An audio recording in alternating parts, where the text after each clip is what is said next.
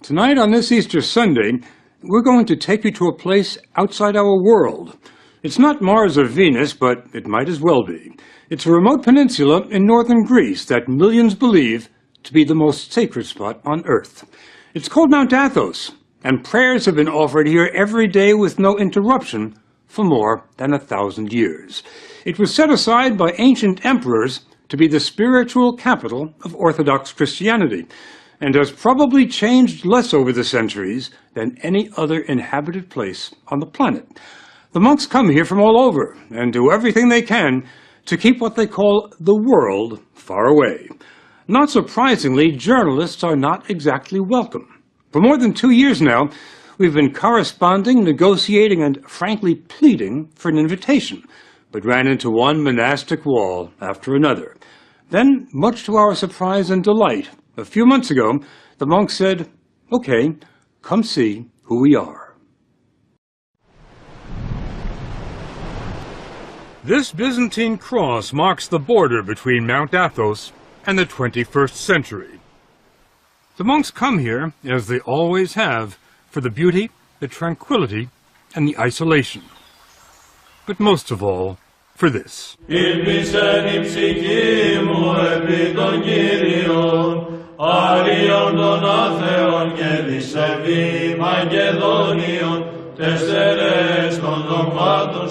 Father Iakovos is one of the few Americans on the mountain. He's been here more than half his life.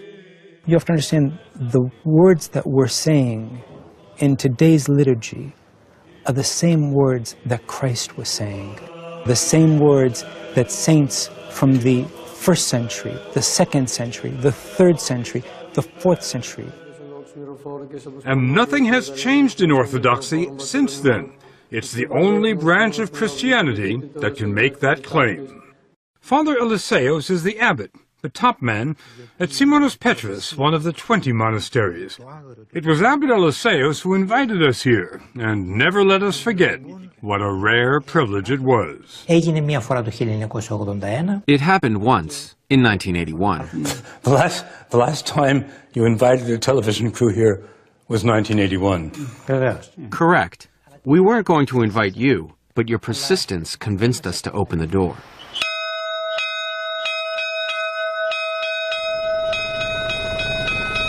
The door he opened revealed the wonder that is Simonos Petros, which fits like a crown on top of a rock 800 feet above the Aegean. It was built in the 14th century, and the monks will tell you it must be considered a miracle that it hasn't fallen into the sea.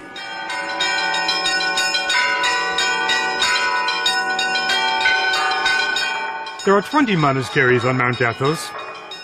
Some look like medieval fortresses. Others are so large they resemble small cities.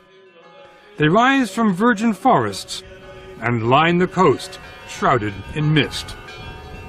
There's nothing on this 130-square-mile peninsula other than monasteries and monks. Nothing. We expected Mount Athos to be a quiet place, but we couldn't have imagined how quiet until we were dropped off here. The silence is only broken by the occasional tapping on a chiseled piece of chestnut. It's a call to prayer, and it started being used here before there were bells.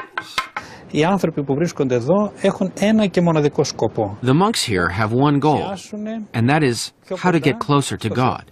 Father Serapion wanted us to understand that there is no place on earth closer to heaven than Mount Athos. Μόνο πάνω από 1000 εκκλησίες κάθε μέρα κάνουν Θεία Λειτουργία. Every day, 1,000 divine liturgies are celebrated on the peninsula. Είναι μοναδικό. It's unique in the world and in the Orthodox Church. Exactly what makes it unique. Ο απόλυτος τρόπος της ζωής των μοναχών. It's the absolute way of life of the monks. It's a Spartan way of life, but all the monks we talked to said they never want to leave, not even for a day. So they try to be self-sufficient. They grow their own fruits and vegetables, do their own tailoring, and when they get sick, there's an in-monastery doctor, Father Emilios, who's not very busy because the monks are in excellent shape. There's remarkably little cancer, virtually no heart disease or Alzheimer's. They must be doing something right in addition to drinking wine at 9 in the morning. They eat 2 meals a day. There's what they call the first meal, which lasts 10 minutes, and the second meal, which lasts 10 minutes.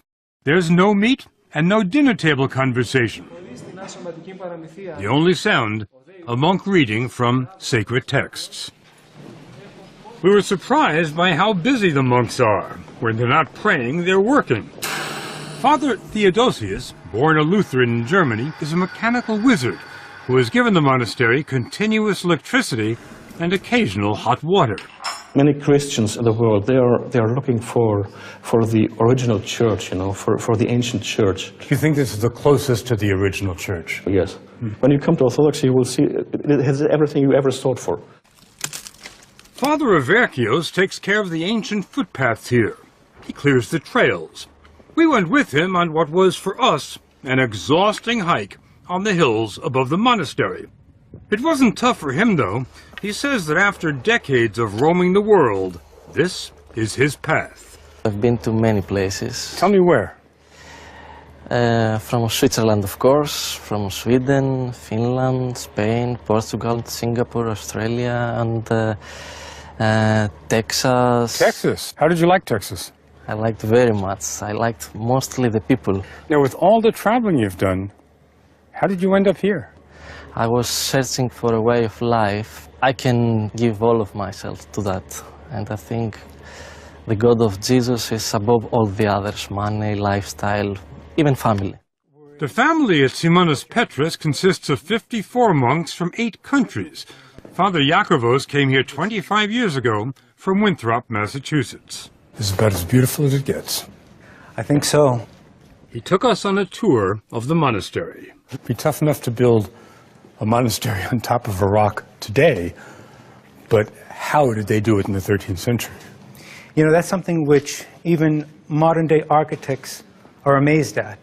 When the workers came and saw the site where St. Simon, the founder of our monastery, wanted to build, they looked at him and they said, "You're crazy." "Are you crazy?" Of course. So being crazy was not a bad thing? No, not at all. Now, back then, how did you get stuff up here? We have mules. It takes 15 minutes to walk through the monastery into the sunlight. Enough time to find out that Father Yakovos' journey to Mount Athos started at the age of 6, when his father showed him a picture. It was just so impressive, and I turned around and I said to him, "Dad, you know, I don't think that I'm going to be able to believe that somebody lives in that building until I step on those balconies myself." Destiny. It is a little bit, too. From the age of 6. Yes. Father Yakovos doesn't follow what's going on in Winthrop or anywhere else today. There are no newspapers, no radio, no television on Mount Athos. There are a few telephones, and Father Yakovos got a call last year. His father was dying. Prior to his death, he was asking if I would go so I could see him one last time. Reasonable request. From a father, I think so. My response was negative, though. You didn't go? I didn't go. I didn't go because of the fact that monastics do not go to funerals of their relatives or their friends. They remain here at the monastery. When your father asked you to come see him one last time, and you said no, was there any feeling of, I'm letting my father down? Not at all. I know that we're going to see each other in paradise one day. The whole idea at Mount Athos is not only to isolate oneself from the outside world, but to let go of all memories of one's past life. The purpose of your being here, as I understand it, is prayer without distraction. I'm not being distracted now. Why are you laughing? First, tell me why you're laughing. Why am I laughing? Because St. Paul says we're to pray unceasingly. What's funny about that? That's not what's funny about it. What's funny is how you think I can stop praying. You're praying every minute of the day. Even right now when we're talking. Really? Of course. You don't see Father Yakovos praying while he's talking, but look at these other monks. Their lips never stop moving, not for a second. They just keep reciting the Jesus prayer day and night. Lord Jesus, have mercy on me. It becomes like breathing. Some monks say they can pray when they sleep, and they get no more than 3 hours sleep a night. But Mount Athos gets more applicants than it can handle. It's harder to get into than Harvard. The man comes as a novice, he's free to leave if he doesn't like it, and the monks can tell him to leave if they don't like him. When a novice arrives here, can you tell whether he's going to make it or not? Can you tell whether he's going to qualify to be a monk? Όχι παραπάνω από ελάχιστο χρόνο το καταλαβαίνουμε. After a while, it becomes pretty obvious whether or not someone is cut out for it, which is why we have a trial period, which can last up to 3 years. I bet you know a lot sooner than 3 years. Vevers. Certainly. Once he's accepted into the community, it's a lifetime commitment, and life never changes here. Never.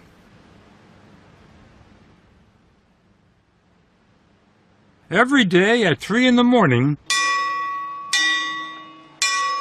a single bell rings, informing the brothers that it's time to stop praying on their own and start praying in church. On a typical day, and every day is a typical day, the services last 8 hours. The monks say it's an 8-hour conversation with God, a dress rehearsal for eternity. And remember, this doesn't only happen on Sundays, it happens every day, 365 days a year. A monk never gets a day off. This is the Divine Liturgy, the life of Christ, celebrated by men whose only passion is to move closer to Christ every day. The depth of their devotion defies description. They didn't look like the same monks we had met in the gardens and the workshops. They were utterly transformed, with a concentration so profound they were immune from distraction. There were occasional flashes of ecstasy. This old monk could have risen out of a Rembrandt. Βούλομεουν προσεύχεστε τους άνδρας εν παντή τόπο.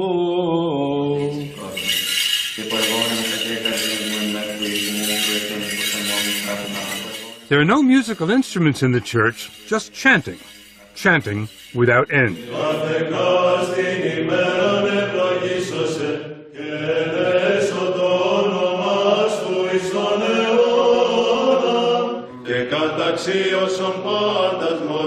Many of the voices, the basses in particular, could have made it at the Met.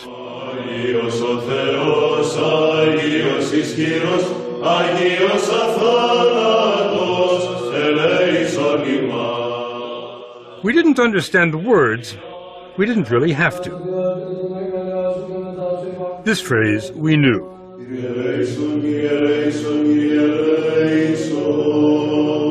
Lord, have mercy.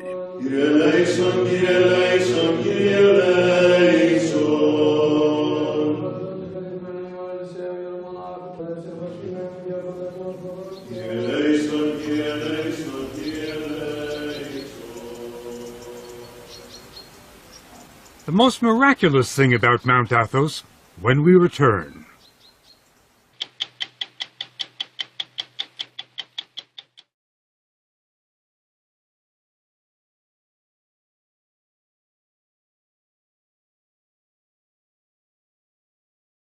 What is the relationship between Mount Athos and Greece?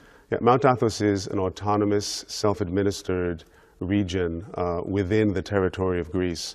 In the early part of the 20th century, after Mount Athos was liberated from the Ottoman Empire, its charter was included within the Greek constitution, which recognizes its special sort of privileged status as a kind of autonomous region, as I've said.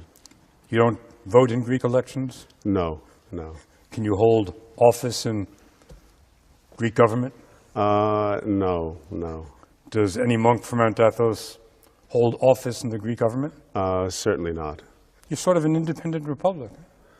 Well, we're not a sovereign state. We're not it would be mistaken to say that we're a state within a state. I mean, from its very origins, Mount Athos has always been a territory within a state. So it was initially a territory within the Byzantine Empire.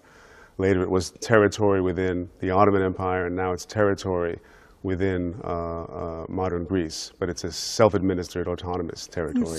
Self-administered, self-governing? Right. In what respect is it not a republic?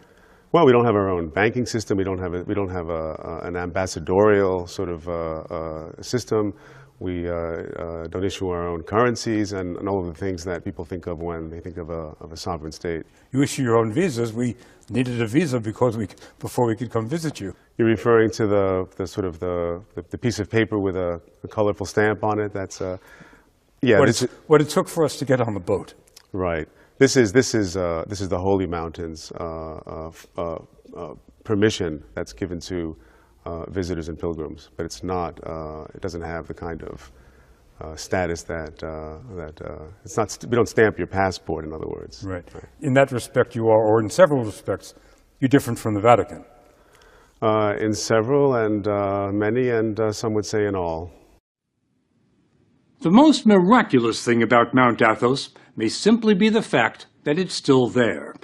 Over the centuries, it's been invaded by Crusaders, Ottomans, mercenaries, pirates, and Franks. The Nazis had their eyes on it too. The 2,000 monks attribute their survival, not surprisingly, to divine intervention. But they've also been pretty crafty. Some of the measures they've taken will surprise you. If you'd like to come for a visit, though, it can be arranged, but it's not easy. First, you'll need a visa issued by the monks. And unless you're an Orthodox pilgrim, it can take a while. Next, you'll fly to Athens and make your way to a scruffy little town in northern Greece where there's no airport and where the roads are dicey. Then you'll hop on a ferry, unless the trip has been canceled because of rough seas. That happens all the time. But on a calm day, it can be a very pleasant ride. The monks will tell you it takes years of prayer and soul-searching before they're ready to leave the world for Mount Athos. For the likes of us, though, it takes little more than an hour. It was the beginning of Lent when we took these pictures, and the ferry was packed with pilgrims from all over the Orthodox Christian world. Greeks, Bulgarians, Serbs, Romanians, Russians. It wasn't long before the first monasteries came into view, and we thought we were sailing to Byzantium, to a fantasy land of castles and palaces.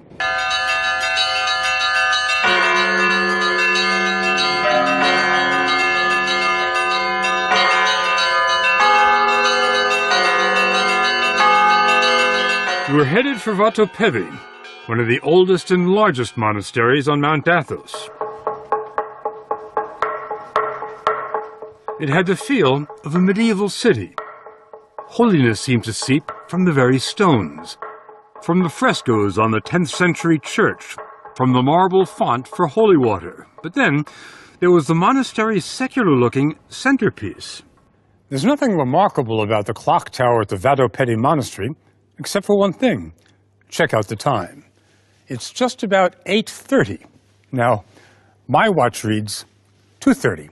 That's a 6-hour difference, and there's nothing wrong with their clock or with my watch. It's because the monks on Mount Athos keep Byzantine time. The day starts at sunset, not at midnight. The monks measured time this way during the days of the Byzantine Empire. That's the Christian empire that followed the fall of Rome. And that's the flag they still fly here. How long ago did the Byzantine Empire fall? 1453. That's a well-known fact. Well, it wasn't to us, but to Father Serapion, 1453 is the day before yesterday. This peninsula is the only place in the world that still keeps Byzantine time. It has maintained this time for some 550 years. It was harvest time when we arrived, and dozens of monks were hard at work in the olive groves on the hills overlooking the monastery. That's where we ran into Father Nicandros from Melbourne, Australia. This place looks like a summer resort, like a holiday resort, like a retreat, but it's not. It's an arena. It's an arena? Yes. What do you mean? The unseen warfare. Unseen warfare? That's right. What does that mean? We fight against the angels of the dark side, you see, of the devil, Satan. The battle against Satan and the dark side is waged here every day. The spiritual leader at Vatopedi is Abbot Ephrem. Here, the life of Christ is experienced in a genuine way, and this doesn't happen in many other places in the world. What I'm talking about is the art of salvation. It just so happened that while we were there, the monks celebrated an elaborate 7-hour vigil, and the church was packed with pilgrims. It's held once a year to honor the archangels Gabriel and Michael. According to the Bible, Gabriel and Michael led the army of angels that expelled Satan from heaven.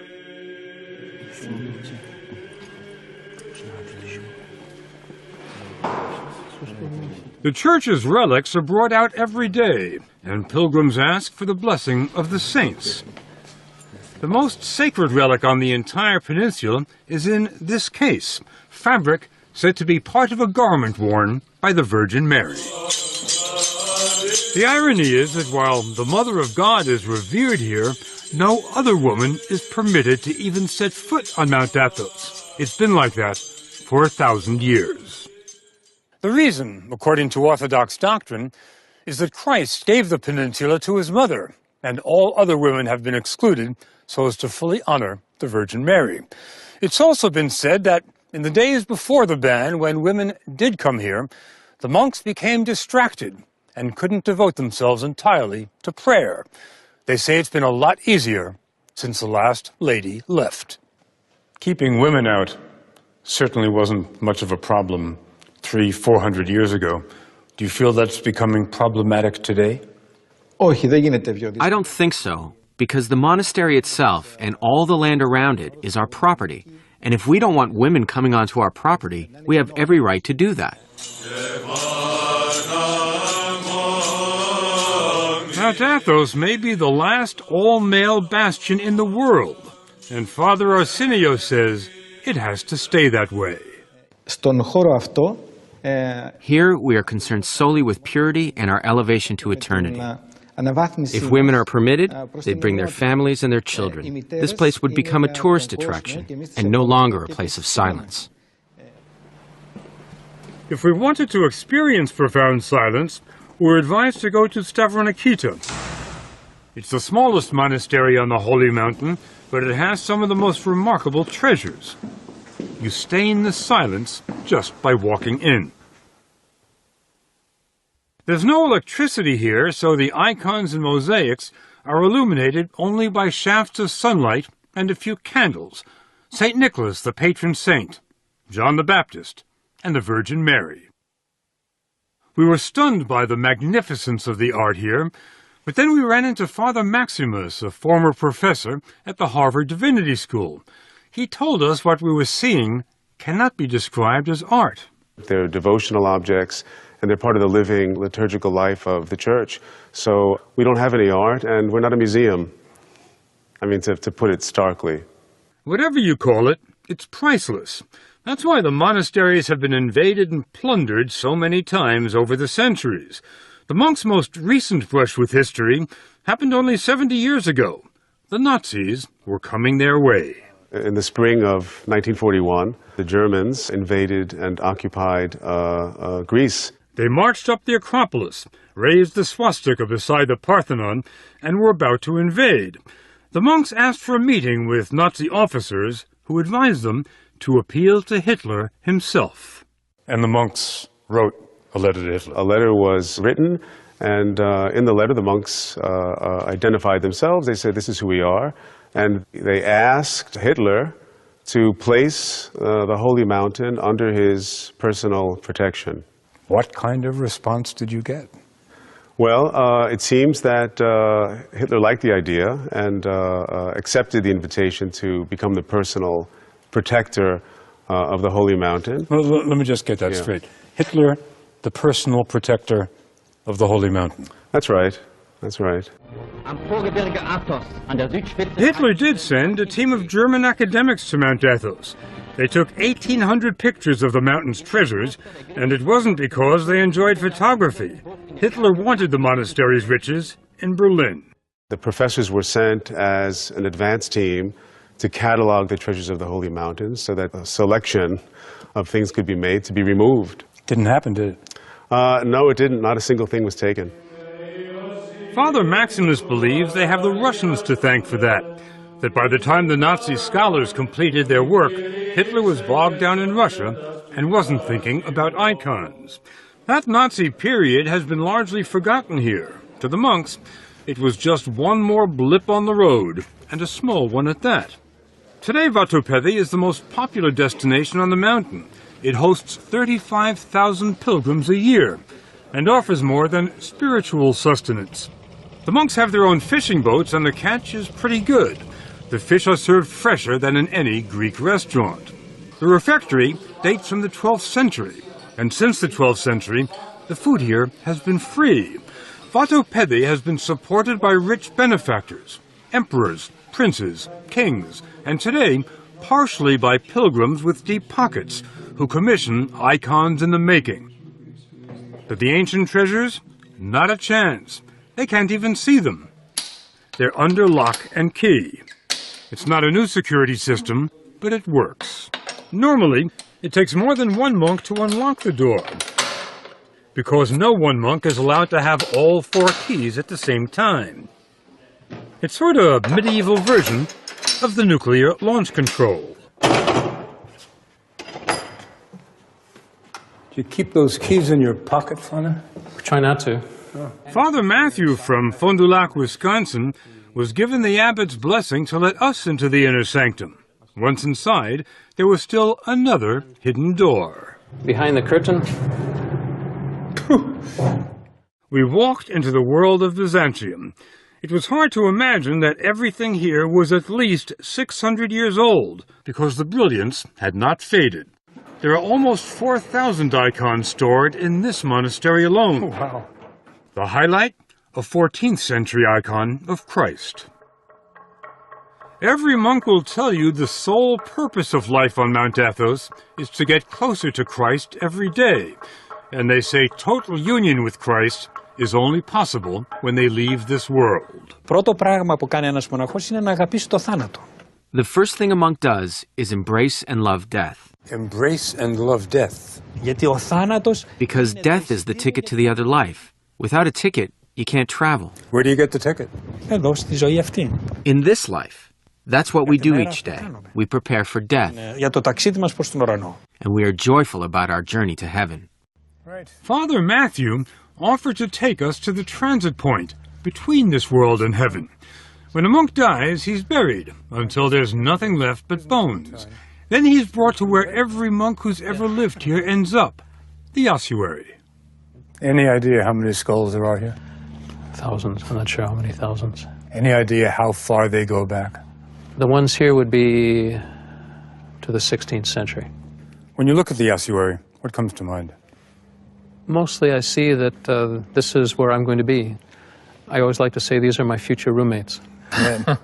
There was nowhere for us to go from there. So we headed back to the mainland. The monks invited us to come back any time. And if we do, or if our grandsons or great-grandsons do, after 10 days here, this much we believe. Mount Athos will not have changed at all. This place is built like a fortress. Yes, it really is. Why? Well, there are 2 basic reasons. One's symbolic, of course, and one is practical. I suppose we should begin with a symbolic reason. It's because of the fact that monasteries are fortresses. They're bastions of the Orthodox faith. Does everyone on the other side of these waters live in sin? Of course not. That's why, because we also still remain in the world. We're apostles of Christ. Yeah. He sent his apostles. Let's not be biblical. Let's be practical about this. You don't have television. No. You don't have radio. No. You don't have newspapers. No. You're trying to keep the world out. We're trying to keep sin out. Evil.